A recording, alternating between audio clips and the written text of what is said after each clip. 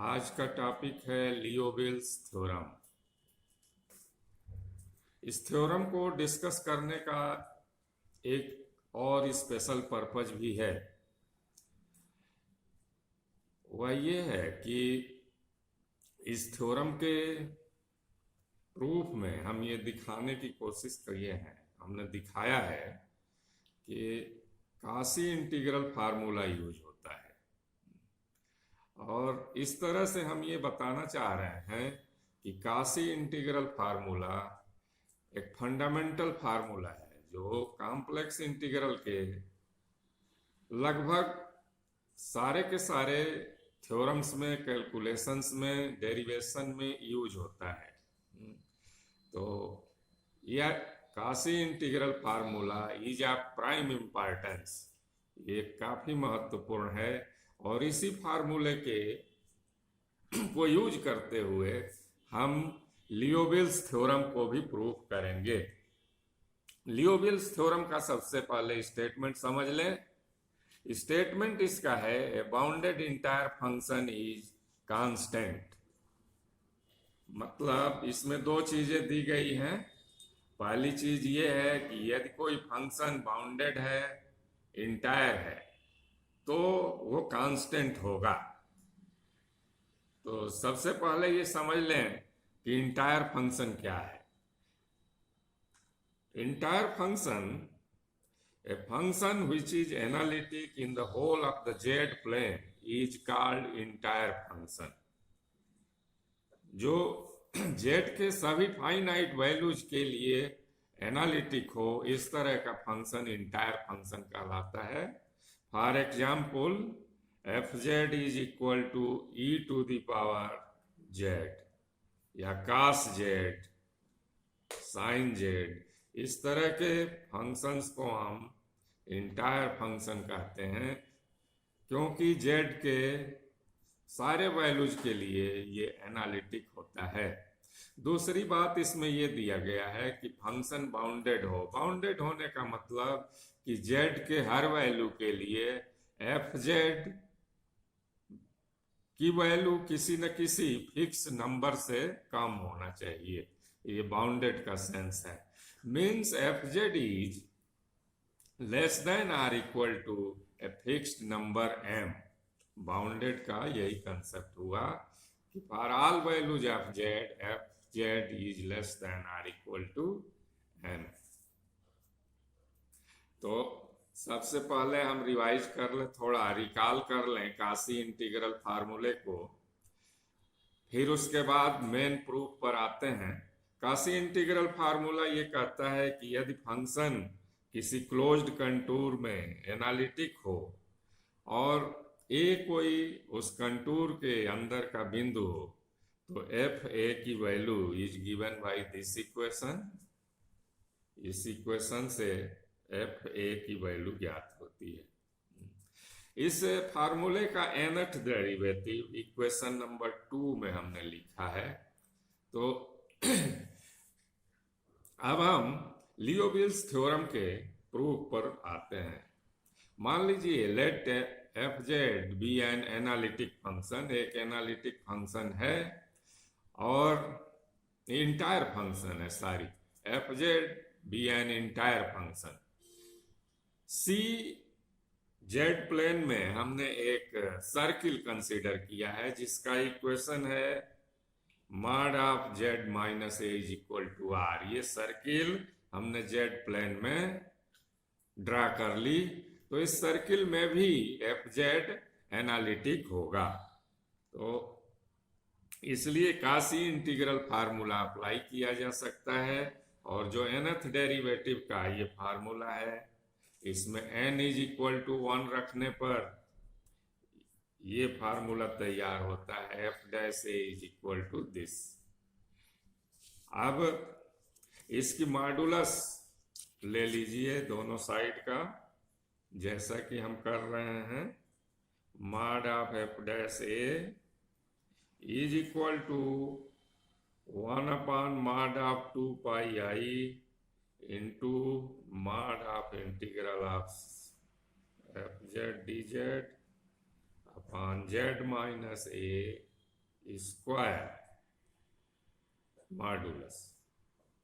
अब मॉडुलस को जब हम इंटीग्रल साइन के अंदर करेंगे तो यहाँ less than or equal to put करना होगा। 2 पाई आई का मॉडुलस 2 पाई होता है। ये कैसे होता है, ये आपका टास्क है, आप प्रूव कर सकते हैं इजीली। और हम इस मॉडुलस को इंटीग्रल साइन के अंदर कर देते हैं तो ये एक्सप्रेशन हो गया mod of z minus a square. This चूंकि एफ जेड बाउंडेड फंक्शन है, hence mod of f z is less than or equal to m for some fixed quantity m. Mod of f z m से छोटा होगा तो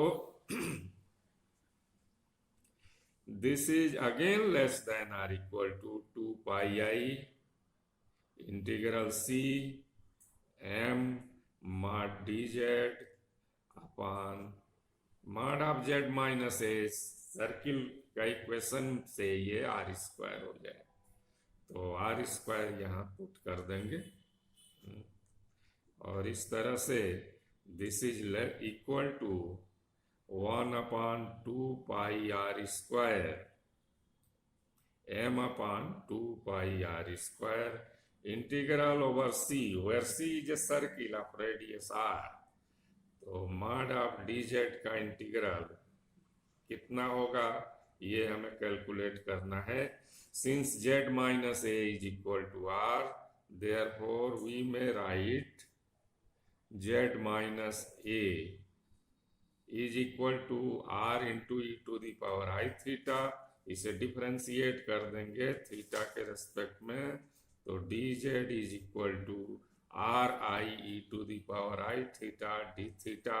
अब modulus दोनों side का ले लें तो mod d z is equal to i का मॉडुलस 1 होता है, आर हो गया e to the power i theta का मॉड भी 1 होता है। इस तरह से mod of d z is equal to r into d theta. अब ये वैल्यू पुट करेंगे तो ये m upon 2 pi r square into इस इंटीग्रल की वैल्यू हो जाएगी थीटा सर्किल के लिए 0 to 2 पाई होगा और ये आर डी थीटा होगा। अब इसका अगर इंटीग्रल करें इस इंटीग्रल को कंप्यूट करें तो ये आएगा इस तरह से m upon 2 pi r into r square, this is square और ये 2 पाई आर। इसमें जो टर्म्स कैंसिल होंगे उसके बाद हमें m अपान आर आएगा। चूंकि एफ जेड संपूर्ण जेड प्लेन में एनालिटिक है तो हम ये सर्किल जो z minus a is equal to r consider कर रहे थे तो यार रेडियस हम जितना भी चाहे लार्ज करें उसके अंदर फंक्शन एनालिटिक होगा ही। तो हम आर को चाहे जितना लार्ज कर सकते हैं। आर टेंड्स टू इंफिनिटी के लिए क्या हो जाएगा mod of f z mod of f dash a mod of f dash a is less than or equal to m upon r tends to 0, therefore mod of f dash a tends to 0। mod r tends to infinity के लिए mod of f dash tends to 0। this implies that mod of f dash a is less than or equal to 0, which implies that f dash a is equal to 0। This implies that fa is a constant। fa एक constant है। ये हमने एक arbitrary point लिया था Z plane का और उसके अराउंड आर रेडियस का सर्किल खींच लिया था। तो ये आर्बिट्रेरी पॉइंट है ए, और किसी आर्बिट्रेरी पॉइंट पर फंक्शन की वैल्यू यदि कांस्टेंट आ रही है, इसका मतलब सारे के सारे पॉइंट्स पर फंक्शन कांस्टेंट है। आर्बिट्रेरी के लिए हमने सिद्ध किया, उसी के कंसिक्वेंस में हम कह सकते हैं कि एफ जेड इज कांस्टेंट। इस तरह से लियोविल्स थ्योरम सिद्ध होती है। तो आपने देखा कि काशी इंटीग्रल फार्मूले से ही ये पूरा का पूरा लियोविल्स थ्योरम डिराइव हो जाता है। काशी इंटीग्रल फार्मूले से इसका डेरिवेशन बेस्ड है। इतना ही नहीं, आगे के Taylor's theorem, Laurent's theorems, maximum modulus principle, जो भी इंटीग्रल कॉम्प्लेक्स इंटीग्रेशन में टॉपिक्स आपको पढ़ने होते हैं या कैलकुलेशन करने होते हैं, वो largely depends on Kashi integral formula. तो इस तरह से हमने इस थ्योरम के माध्यम से काशी इंटीग्रल फार्मूला के इस इम्पॉर्टेंस को भी इस्टेब्लिश करने की कोशिश की है। Thank you very much.